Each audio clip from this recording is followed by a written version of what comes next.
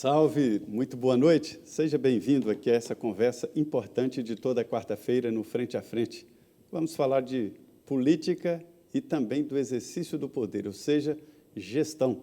Seja bem-vindo, portanto, aqui no Frente a Frente hoje nessa mesa redonda vamos falar de vários assuntos e inclusive da eleição norte-americana. A disputa está pesada aí, né? Aqui em Brasília já não tem mais unha para roer, todo mundo passou o dia roendo unha e apostando, né? Mas, olha, hoje foi um dia muito importante e tenso por aqui. O Congresso Nacional funcionou e deputados e senadores derrubaram o importante veto do presidente Jair Bolsonaro sobre a prorrogação do incentivo à área de prestação de serviço. Um setor ali, 17 atividades, um setor muito importante que foi impactado pela pandemia. Hoje aqui nós estamos com o ministro Marcos Pontes, é o ministro de Ciência, Tecnologia e Inovação, uma área muito importante do governo e que hoje vai falar sobre vários assuntos e também sobre a pandemia do coronavírus. Ministro, obrigado por sua presença aqui nos estúdios da Rede Vida e boa noite. Boa noite, eu que agradeço o convite, né? Realmente nós temos uma série de atividades sendo feitas, não só no combate ao vírus em si, mas também nos impactos, né, do coronavírus. Obrigado aí pela oportunidade. É bom demais para a gente. É o astronauta, o Marcos Pontes. E nessa mesa redonda, que é a minha parceira de sempre, Denise Rotenburg. Boa noite, Denise. Boa noite, Zé Maria. Boa noite, ministro. Obrigada por ter aceito o nosso convite. E hoje tem muito assunto aqui para você, porque esse ministério está cheio de novidades. Marcos Pontes é tenente-coronel da Reserva da Força Aérea Brasileira, já esteve no espaço, ou seja, já viu a Terra de longe, sabe que nós somos muito pequenininhos. E que é redonda, né? Não é plana. De tanta coisa. É verdade, né? Então, tem isso, a Terra é redonda e ele confirma. Mas a gente está aqui para falar de muita coisa importante. Vamos começar com o coronavírus. Como estão os testes brasileiros? Ministro, já existe aí, o senhor vem trabalhando aí devagarzinho, silenciosamente, o que sai primeiro? A vacina ou um tratamento para que as pessoas possam finalmente ter confiança de que é possível escapar da Covid-19? Olha, essa é uma pergunta interessante, as coisas estão indo em paralelo, né? Nós temos, em termos de desenvolvimento de vacinas, o desenvolvimento das vacinas internacionais, né, com testes aqui no Brasil, e também o desenvolvimento de vacinas nacionais. Vou falar um pouquinho daqui a pouco sobre isso também, que é importante nós termos esse desenvolvimento. O país é um país, o Brasil é muito capaz no desenvolvimento e produção de vacinas.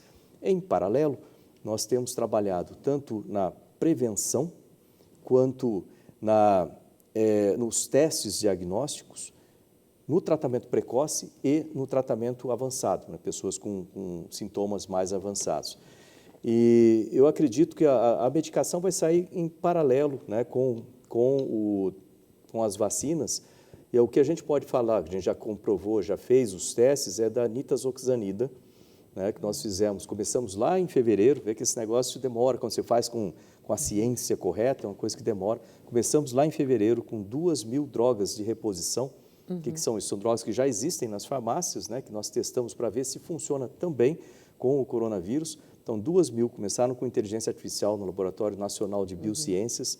Dessas 2.000, eles selecionaram apenas 5, para testes em laboratório com células, inicialmente células de macaco, depois células humanas, né, logicamente, para ver como que ele inibia, como que essas drogas inibiam a protease do vírus. Dessas 5, selecionamos uma, que é a nitazoxanida, que ela teve uma capacidade muito boa em inibir, né, o funcionamento do vírus. E aí, essa daí passou para os testes clínicos. Então, nós fizemos os testes clínicos com 500 pacientes, teve até uma campanha, né, 500 pacientes, 500 voluntários já. Eu lembro que o senhor teve, inclusive, aqui, o senhor disse em primeira mão na Rede Vida que viria um tratamento promissor contra essa doença. E a nitazoxanida é interessante porque, embora o pessoal chame de um vermífugo e tal, mas, na verdade, ela é um antiviral, né? E esse efeito antiviral é que nos interessa, nesse caso, no combate ao vírus. Então, foi feito os testes, um protocolo científico rigoroso, né, feito pela doutora Patrícia Rocco, é uma das principais pesquisadoras do Brasil e do planeta, né, nesse setor. Tem um currículo invejável, muito importante a gente ressaltar a capacidade dos nossos cientistas. Então, esse teste ele foi feito com os pacientes em estágio precoce, isso é importante, né, que a gente não pode fazer extrapolar os testes, né, tem uma certa limitação, então foi feito com pacientes precoces nos primeiros 3 dias de sintoma, recém-diagnosticados com Covid, e esse tratamento foi durante 5 dias com a nitazoxanida, 500 miligramas, 3 vezes por dia. Foi medida a carga viral no início do teste e a carga viral no final dos 5 dias. Esse foi o teste. Resultado do teste. O que a gente pode falar sobre o resultado do teste? A nitazoxanida foi efetiva na redução da carga viral, né? Esse é o principal resultado. Em termos de sintomas, que às vezes as pessoas perguntam, como é que reduz os sintomas? Né? Que todos os testes clínicos, eles têm que referir a sintoma ou a efeito colateral, ou efeito colateral, ou redução de capacidade de morte, né? Vamos dizer assim. Então, com relação a sintomas, nos primeiros 5 dias, não se observa essa mudança, mas 7 dias depois do final do tratamento, 70% dos pacientes que receberam nitazoxanida estavam livres de todo sintoma, que é um dado importante. Então, 7 dias depois do final. 5 dias de tratamento, mais de 50% dos pacientes também tiveram negativado, ou seja, né, fizeram o teste de novo e o teste deu negativo. E, importante também citar que esse medicamento não tem efeito colateral, também foi testado, o que é importante, né, porque é um medicamento barato, sem efeito colateral, e que reduz a carga viral. Agora, a utilização disso não é de conta do Ministério, né, o teste só diz isso. Agora, eu passei a bola, vamos dizer assim, eu passei o bastão lá para o Pazuello, que aí entra no Ministério da Saúde e eles que têm a responsabilidade da utilização. De produção desse medicamento, é possível distribuir esse medicamento nos hospitais? Porque tentaram fazer isso com a hidroxicloroquina. Como é que a gente pode classificar a nitazoxanida, esse nome é difícil. Pode chamar de Anitta. Nitazoxanida em relação à hidroxicloroquina. Qual que funciona melhor?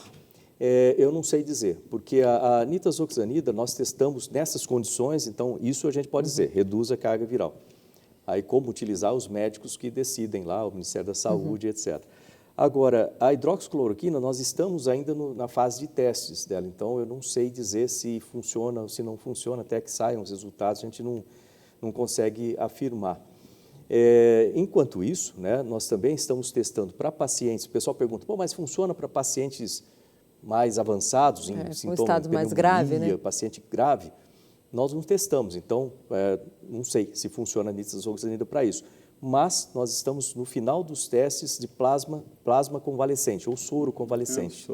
Que é o soro de quem já teve a doença, que está melhorando, aí tira esse plasma para aplicar como medicamento para os pacientes, é isso? Deixa eu ver se eu entendi. De uma maneira bem simples. Já leva a defesa pronta, né? Isso, é só que eu, por exemplo... Como é que isso funciona? Explica para a gente. Lembra que eu sou engenheiro aeronáutico, vou dar explicação de engenheiro Mas agora aqui. O senhor está bem...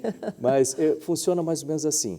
Eu acreditava que era que nem em filme, quando você vê aquelas epidemias, aí uma pessoa sarou, e aí vai lá, tira o sangue daquela pessoa, faz um soro e aplica em todo mundo e todo mundo fica bem. Não é bem assim. Esse plasma, esse soro retirado de uma pessoa que já teve o Covid, já tem anticorpos, ele não funciona para todo mundo. Então, tem uma relação aí de doador e receptor que tem que ser analisado com isso, e isso que os cientistas estão analisando, e esse protocolo também de aplicação, quanto e etc. Isso não é novidade, existem algumas doenças que o soro é usado, porque a vacina tem um período negativo, um período em que o corpo reage. E, em alguns casos, é aplicado o soro para não pegar esse período negativo. O soro antiofídico é um dos exemplos. Mas, Vinícius, o que eu estou vendo é o seguinte, a impressão geral que se passa é de que o governo está de braços cruzados e sem fazer nada. Isso não é verdade, nós temos que valorizar essa ciência brasileira e essas pesquisas brasileiras. Nós temos aí 15 vacinas brasileiras, totalmente brasileiras, em teste. 5 delas já entrando numa fase nova, e ninguém fala disso.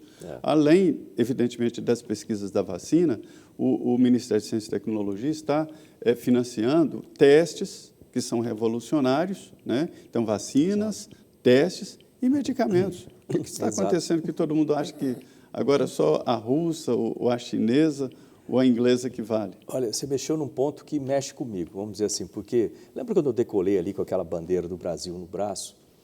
E eu apontei para a bandeira, falei assim, estamos todos indo juntos para cima. Essa sensação de país, para mim, é muito importante. A gente tem que valorizar as coisas do Brasil. Para todos nós, né? Tem que ser. Tem, tirar aquele negócio de síndrome de, como é que chama? De cachorro... Não, de vira-lata. Vira-lata. O Nelson Rodrigues que falava que o brasileiro tem a síndrome do vira-lata, que acha que tudo aqui é pior. Pois é, não, a gente tem que valorizar. Nós temos cientistas, né, os meus cientistas lá, né, os cientistas do Brasil, eles são excelentes, são reconhecidos internacionalmente. Essa doutora Patrícia Rocco, por exemplo, ela tem mais de 370 artigos publicados, já orientou, né, mais de 100 aí mestrandos, doutorandos, pós-doutorandos, é super revalorizada no exterior, e a gente tem que valorizar também. Então, quando a gente vê, às vezes a pessoa fala, por que vocês descobriram isso aqui no Brasil antes de outro lugar lá no estado? Porque a gente tem a capacidade de fazer isso, né? E essa área, por exemplo, agora, vacinas, 15 protocolos de vacinas nós estamos financiando. Pois é, o senhor podia explicar para a gente como em que fase que está cada vacina brasileira dessa, e é bom, o Zé Maria lembrou bem, que é preciso separar, né? Porque tem essas 15 brasileiras e tem as 4 produzidas lá fora que estão em teste aqui, não é isso? Exato. Que é a Sputnik, a AstraZeneca, a Coronavac e ainda tem a da Janssen, que é da Johnson, não é isso? Então são 4. Eu vejo lá, tem uma da Rússia, uma da China, UK, né, Inglaterra e uma dos Estados Unidos. Ótimo, está sendo feito, é importante investir para que a gente tenha a vacina o mais rápido possível, tem gente morrendo todo dia, o que eu falo todo dia lá, a gente precisa ter pressa para fazer resultado rápido, mas bem feito, né? Então, eles estão trabalhando com isso, excelente. Em paralelo, nós temos todo um protocolo aqui no Brasil, né, que fazendo sequenciamento genético do vírus, né, em todo o território. Por que isso é importante? Porque vírus tem mutações e é importante acompanhar essas mutações de forma que as vacinas que sejam produzidas aqui no Brasil, elas sejam eficientes, seguras e com qualidade, né? Então, são as 3 coisas importantes em vacina. Nós estamos, então, com todo esse conhecimento sendo adquirido, testado, vê que agora na Europa tem uma nova cepa aí do vírus, né? E criando uma segunda onda, coisa extremamente perigosa. Então, é importante esse conhecimento e o desenvolvimento do Brasil. Os 15 protocolos de vacina, 3 deles já estão mais avançados. Um deles trabalha com a parte vacina de corona e influenza ao mesmo tempo. Agora, ministro, eu vou pedir para o senhor tratar desse assunto no próximo bloco, sim, porque nós vamos para um rápido intervalo, mas nós já voltamos para dizer para você quais são as vacinas brasileiras que já estão aí entrando em fase de testes clínicos no Brasil. Voltamos em 2 minutos com o ministro da Ciência, Tecnologia e Inovação, Marcos Pontes. Não saia daí.